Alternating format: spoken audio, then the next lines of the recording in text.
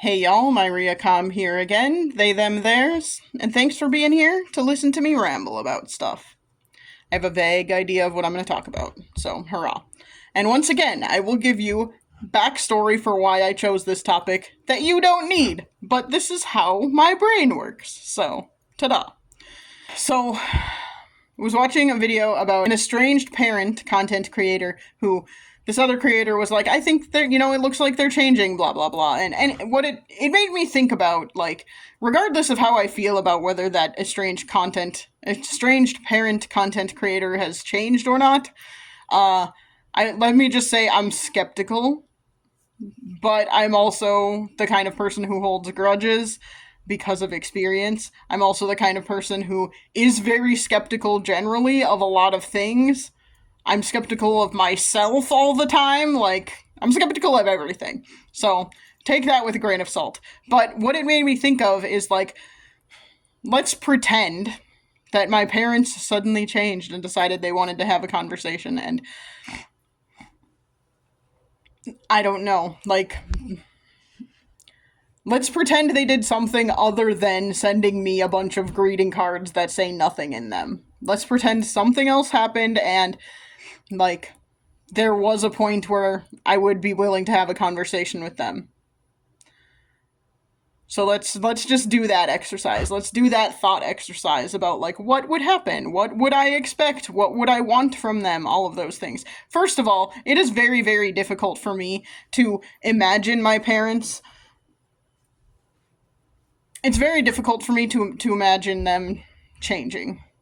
It's very difficult for me to imagine them not just doing what they have always done my entire life and sweeping difficult things under the rug and pretending difficult things aren't happening, haven't happened, all of that kind of stuff.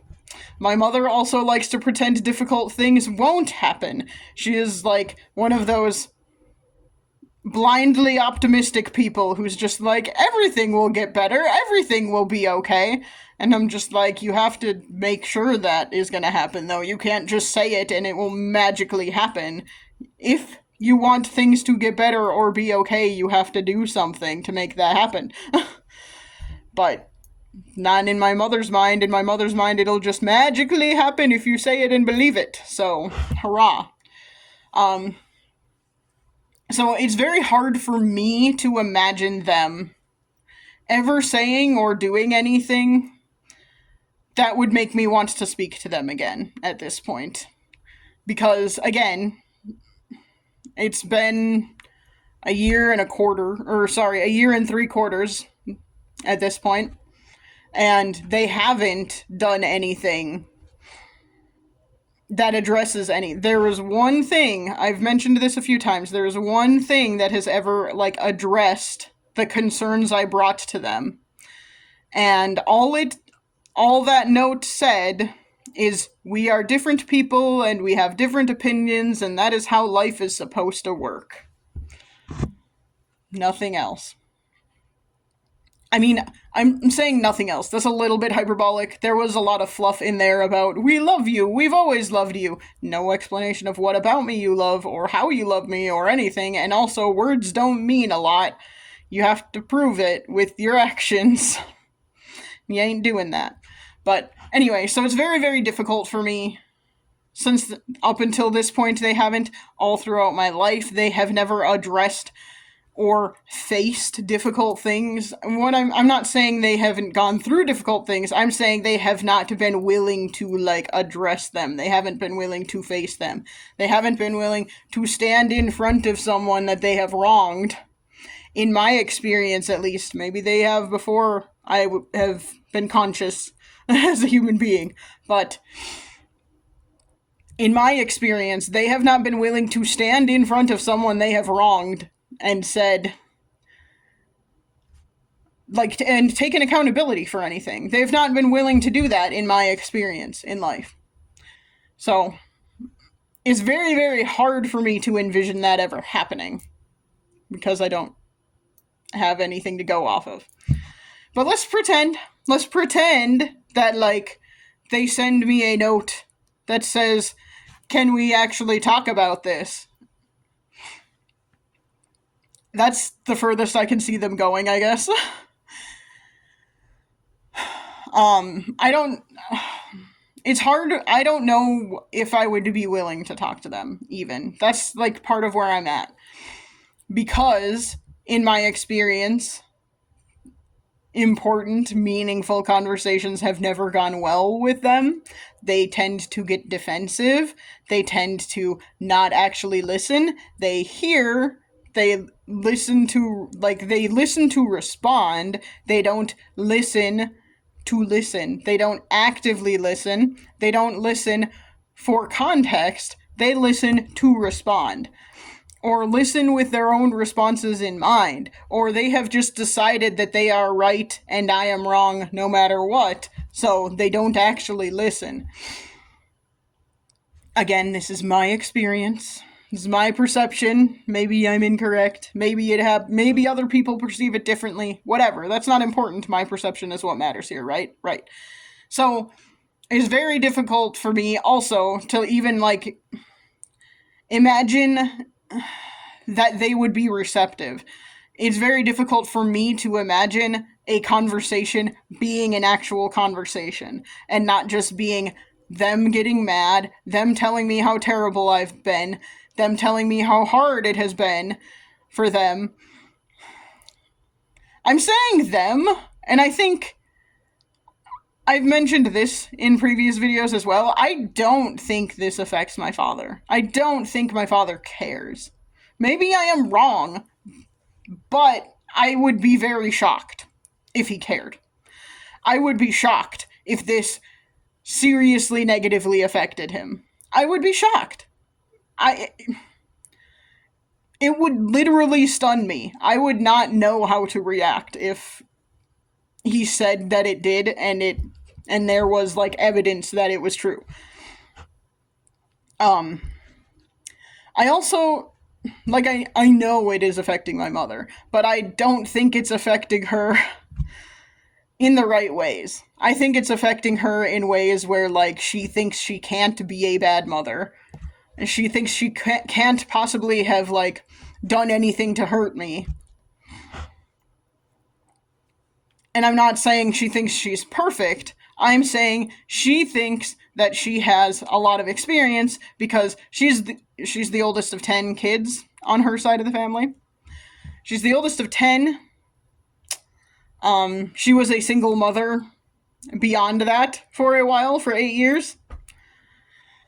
And, I say single mother. She had a lot of help from her side of the family, from her parents, from her siblings. She had a lot of help. But I'm not diminishing the fact that she was a single mother. I am simply saying she was not a single mother with absolutely no support. She had a lot of support. So, there's also that. But anyway, so I think that she feels like she could not possibly have done anything to hurt me. I think she feels like she could not possibly have done anything to, or even if she did, all of the good things that they did for me should outweigh that. So, she did do things, both of them did do things beyond just the bare minimum. I'm not saying they were the worst parents ever, or have been the worst parents ever. But, buying me things when you could not actually really afford it, they did that a lot, and I didn't realize when I was younger how much they did that they shouldn't have done financially, because they couldn't really afford it. And I think that's partially why finances scare me so much and why I have so much anxiety around money. Which in some ways is good. It means I don't live outside of my means, but in other ways I'm anxious about money all the time, and that's not very fun. So, yeah. Who isn't right now? There are probably people who aren't, but I am one of those people who is, so, yeah. But anyway, that's off topic. They did, buy me things, and they did, we went on vacations as a family and all that kind of stuff, and we went on trips, and outside of, the annual summer vacation, we did some other trips and stuff. I'm not saying that they didn't do anything nice for me, and I'm not saying that, like, you know, they weren't good parents, but they did hurt me in a lot of ways, and they are not acknowledging that. So anyway, I can't imagine getting back. I'm getting sidetracked a lot. I'm sorry. Anyway, getting back to like me trying to envision a conversation with them in the future, some kind of conversation. It is very hard for me to imagine it actually being a conversation and not just them telling me I'm a terrible person, them telling me how much I hurt them, and then like basically telling me I'm wrong. I cannot envision them actually listening to me. I can envision me trying to start to say something and them interrupting me to defend themselves. I can envision me starting to say something and them telling me why I'm wrong because I haven't lived as long as they have, so I don't know enough about life. I can envision those things happening because they have happened in my past. They have happened in our past relationship. This is how conversations typically have gone with them. Or they're just surface level conversations, and that would not be helpful in this kind of situation. So it is hard for me to envision having a conversation about any of this at any point. Because I honestly don't think they would want to. I think they would want to just pretend it never happened, that none of this was a thing that ever happened, and just move on. And that is not healthy. Pretending problems never existed is not healthy. You need to address them first, and then maybe you can forget about them, but, you know, I would never forget. That's the problem. I would never forget. So, they can forget. I'm never going to. But, yeah, I feel like a lot of what has led to our estrangement is the fact that we have never addressed these kinds of things. We have just gone their way and swept it all under the rug and pretended there are no issues. So it's just so hard for me to envision actually having a conversation. And, like, I'm just thinking, like, I still live in the same state as my parents. There have been a couple of times I have thought about moving back to my hometown or, like, close to my hometown, and right now I can't. I have to own this house for a couple more years according to my lease. Or not lease, according to my mortgage. I have to own this house for at least a couple more years before I can sell it without penalty. But, yeah, I have thought about it, and one of the things that has, like, made that not a real possibility, moving back to my hometown or close to my hometown, is what if I run into my parents randomly? I don't really want that to happen, so hurrah.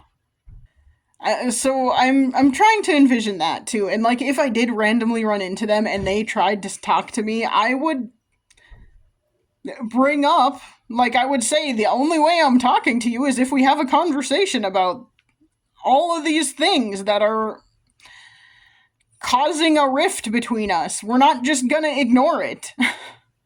And I don't think they would want to do that. I think they would want to just hug me and say hi and say we miss you and we love you. And I don't, first of all, like, that is one thing, okay? As an adult, I have never, ever liked being touched, okay? I mean, to an extent, my friends, I will let my friends hug me. I do not want to hug just anybody, and I don't feel like I should have to. But my parents are not okay with that. I have been forced into so many hugs with my parents, and I don't want that. I don't want to touch you. Sorry. Just because you want to touch me doesn't mean I want to touch you. Just because you want a hug doesn't mean I want a hug. And anytime I would bring that up, like, and this is such a minor thing, right? Because it's not like they have ever been physically abusive or anything like that. I just don't want to hug you just because you want it. Like, if I don't want to be touched, I should not have to hug you. But according to my parents, I do. I have to do that. That's what you do with family. I'm just like, no, I don't want to. And that happened with a lot of other family, too. Like aunts and uncles and cousins and crap like that. Like, I don't necessarily want to hug everybody who is blood related to me, okay? Just don't necessarily want to do that. And I shouldn't have to.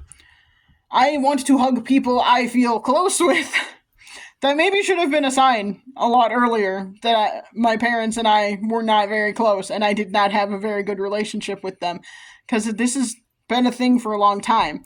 I just felt like I was obligated to do what they say and obligated to hug them and obligated to show them affection because we are blood related. But that is not true.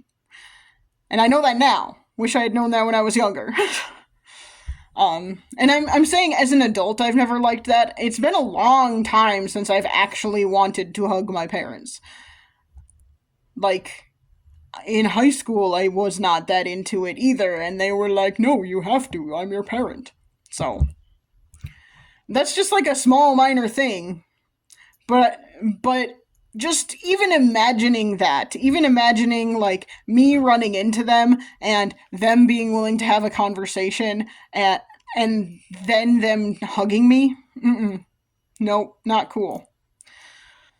So it's just hard for me to imagine, and that is something I have kind of been like struggling with over the past day, basically since I watched this other video and all of that. I've been like struggling with thinking about that, thinking about like how would I react.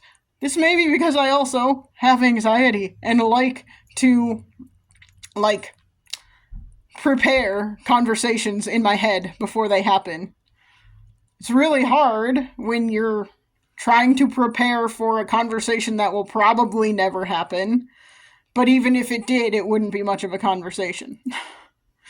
Like, I just can't envision them being open to actually talking about it. And that's so hard, right? Because it's not like I want to be estranged from my parents. I want to have parents who are willing to be self-reflective.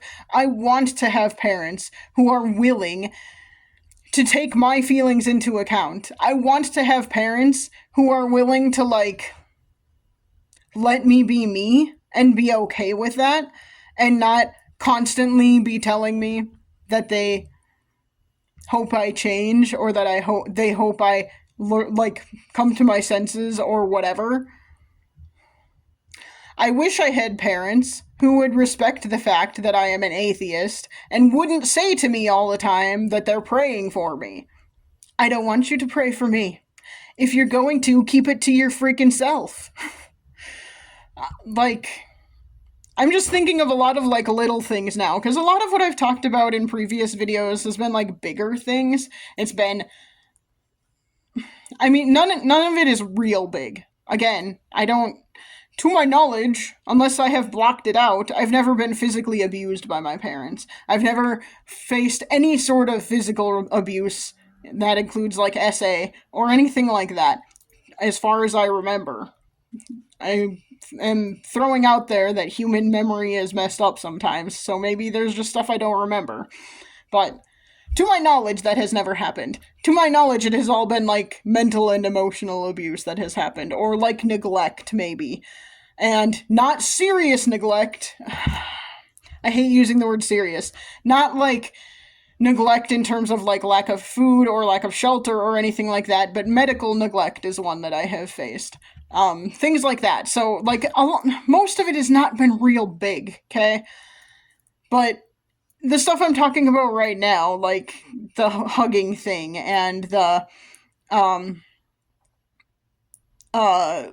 religious, the sort of like religious differences, those are not big things in my opinion. But I'm just thinking of them now because they're coming to mind as I'm thinking about like these are things that they would bring up in a new conversation after having been no contact with them for a couple of years. These are the things that would come up. And I don't know. I'm trying to envision a conversation where they actually do take accountability for at least some of it. I think there are things they are never ever going to take accountability for. There are things that they will constantly explain away by saying they did the best they could. There are like a number of things that they will do that are like that. I think they would potentially take accountability for some of it. I don't think they will ever, like, take accountability, for example, for being against my gender identity, which I can't say they are right now. I can say they are against anything that's not straight and cis. So, and when I say against, I don't necessarily mean they're going to go out with pitchforks and torches and try and kill somebody, but I am saying that, like, they don't approve of it and they think it's a lifestyle choice and all of that kind of silly ridiculousness. So, I don't think they will ever, like, take accountability or apologize for any of that stuff. I don't think my father will ever apologize for his misogyny. I don't think, and racism. I don't think they're ever going to apologize for any of that crap. And it's things like that that make me, like, the more I think about it, the more I'm like, why would I want to have a relationship with them? If those are things they're never gonna apologize for and never take accountability for and never, like, try and grow out of. And why do I say never? Why do I say I don't think they are capable or willing? Capable, maybe. I don't think they're willing to grow out of those things. And why do I say that? Because, as I've said in previous videos, I came out to my parents as not straight as a senior in high school. Spoiler alert, that was a while ago. I'm in my 30s now, so that was like 15 years ago, almost 20 years ago. Oh my gosh, that was almost 20 years ago. So, like, and I know they are still against people. They do the thing where they're like, we don't hate gay people, we hate gayness. We don't hate gay people. We don't, it's the hate the sin, not the sinner kind of thing, which is such a disingenuous thing that religious folks, I'm being very broad when I say religious folks, I'm sorry.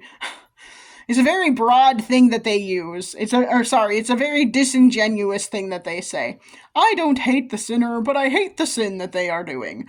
Okay, that means you hate the person. Just gonna throw that out there. That means you hate them. So, like, it's stuff like that that makes me be like, they're never gonna change. They're never gonna grow out of this. If their own child has told them they are part of the LGBTQ community and they are not cool with that and haven't been for almost 20 years, they are not gonna change. They're not gonna grow out of that. They're gonna keep being bigots about that. It's just gonna be a thing. Additionally, like the racism thing, I have remembered more instances of my father especially. My mother is, like, unintentionally racist a lot of times, and it's not necessarily malicious. However, it feels malicious when it's like, I've told you time and time again that is not a thing you should say. I've told you time and time again that is not okay. And she keeps doing it. So, whatever. It feels malicious at that point. It feels like you're just being a racist at that point, and you just hate people who are non-white at that point, but whatever. Or it just doesn't matter to you so much that you don't remember that, like, you shouldn't call anyone Asian Oriental. You shouldn't do that. That is not cool. That's a racist term. And I've said that 5 bajillion times. Anyway, but I've like remembered more instances of my father being very overtly racist and me telling him that's real fucked up and him continuing to do it and us almost coming to blows over it. There have been more times that I forgot about. Wow, shocking. Because it's just makes me so angry that he would say stuff like that. And that makes me wonder, what is he not saying? What are the things he's thinking whenever he's around a person of color? Like, dude, it horrifies me, some of the things that come out of his mouth. And, again, it's been a thing that's been happening for years and years and years. And no matter how much I try and explain to them why that's bad, why you can't say something like that, what that means if you're saying something like that, like it has never mattered to them. They have not grown out of it, and they have not even tried. That is the thing that really gets to me. Even when I was still in contact with them and was trying to help them become better people, they wouldn't even try half the time. More than half the time, they wouldn't even try. So that's why I say I don't think they're changing. I don't think they have any desire to, even if it means they can't have a relationship with their child. And you know what? Like, that's the thing. That's the thing that I don't think they understand. Really, this is on them, right? They would have to show me somehow that they are willing to change. They are willing to become better people. They are willing to accept people who are like me. And they are willing to accept people who are not like me. People who are not white, for example. Like, they would have to show me that they're willing to do that. But, so, I don't know. It's been this, like, thing that's been rolling through my head all day today of, like, what would a conversation with my parents actually be like? I don't know. And it's hard. And I would love for them to be better people. I would love for them to be people I could have a conversation with. I would love for them to be people I could feel safe with. I would love for them to be people that I could call on a daily basis again without worry of being screamed at and screamed off the phone. Like, I would love for them to be who I want them to be. And I don't mean, like, agree with me about everything. I mean, I would love for them to just be a little bit more open-minded, I guess. I would love for them to be willing to, like, challenge the things they believe. Even if they still come back to believing those things, I would love for them to be able to think critically a little bit about the things they believe. I would love for them to look outside themselves a little bit more. I would love for them to, I don't know. I don't want to be no contact with my parents. This is what I've heard from most people who are no contact with their parents, right? We don't want to be estranged from them, but we also realize that our parents who are not safe people for us. Our parents are not who we wish they could be. And it is safer for us to be estranged from them. And that's tough. It's not easy. It hurts it hurts a lot. Okay? It's not like I'm sitting here like, "Oh yeah, I'm so happy. Everything's perfect now that they're not here." That's 100% not happening. My life is not easy or perfect. And I mean, I've said in previous recordings, I have also lost contact with a lot of my extended family because of this too. And I don't feel super comfortable talking to my brother a ton because, like, I love my brother, don't get me wrong, but he also, my mom was a single parent with him for a long time. So, of course, he's gonna, like, believe her about a lot of stuff. And so I don't feel really comfortable or safe talking to him about any of this, really. I still have not talked to my sister about it very much either. I struggle with trying to broach the topic. And it's not going to happen for a while because my sister's going on vacation for a couple of weeks, so it wouldn't happen for a while anyway at this point, but I can say that my siblings at least, like, understand enough to know that I'm not going to be around my parents. They understand that much, at least. So, and they're, like, supportive enough of it to, not sit there and try and convince me to be around my parents constantly. They're at least supportive enough that they're not pushing me to do something that is unhealthy for me. So there is that. But I mean, it's like I said, this is not easy. I would rather have parents I could talk to about things. I would rather have parents who I believe actually love me. For, like, not just because I am blood related to them. I wish I had parents that I could believe did care about me as who I am. Because I've said this before too. If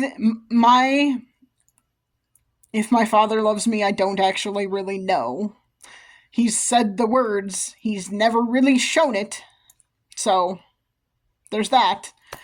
And again, my mother has said the words, but hasn't shown it very much. Especially the older I've gotten, she hasn't shown it very much. And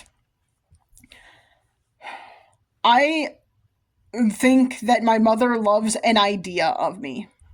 My mother loves her child, but not me, if that makes any sense. My mother loves the child she gave birth to. My mother does not love me, does not love Maria Calm as a non-binary demisexual person who should have been an academic, but life threw me a monkey wrench, so that didn't happen. Who's liberal and believes that, like, people deserve rights. I don't think my mother loves me. I think my mother loves the idea of me. I think my mother loves something that doesn't exist, and maybe never did. I don't know. I think that is what my mother loves. And I've tried to explain this to my mother as well, back when we were in contact. I tried to explain that to her a couple of times. Like, you love something that is not real. You don't love me because X, Y, and Z. And that just makes her angry. So, of course, shockingly. So, and, like, that is part of the problem. They are not willing to be critical. They're not willing to think critically. But, anyway, this has been long. I don't know that I've actually gotten anywhere meaningful, other than, again, I'm, like, trying to, like, figure out what would a conversation with them post no contact actually look like. And I don't have an answer for that, other than it is very, very difficult for me to ever envision it happening. So, and I just know, like, I think part of the reason it's so hard for me to envision, I'll leave it with this. I am worried that I would revert back into not wanting to talk about stuff. And then just letting it fester and stewing about it. And that's not healthy for anybody. It's not healthy for me. It's not healthy for them. Whatever. And again, that's like how we have run into this whole issue of not having good relationships to begin with. Because we never address the actual real issues, and we never talk about problems. We just sweep them under the rug. And I'm worried that I would still continue to do that if we had a conversation. I am worried that I would just try and keep the peace instead of actually addressing the problems. So, I don't want to do that. Ta-da. This has been Maria Calm, and I appreciate you being here. I appreciate you listening if you lasted through this huge long slog. Thank you. Let me know if you have any advice or suggestions or comments at all. I would appreciate that. Yeah. This is a whole new thing for me, even though, like, I have not been no contact for that long, just less than a couple of years, so it's new to me, and I'm still trying to navigate it, and I don't have anyone in my life to talk to about it, because I'm the only one I know of that has got no contact with their parents, so it's not an epidemic, y'all. I'm the only one I know of that has done this. So, yeah, anyway. This has been Myria Com. Thanks for being here, and I will try and chat at you again soon. Bye.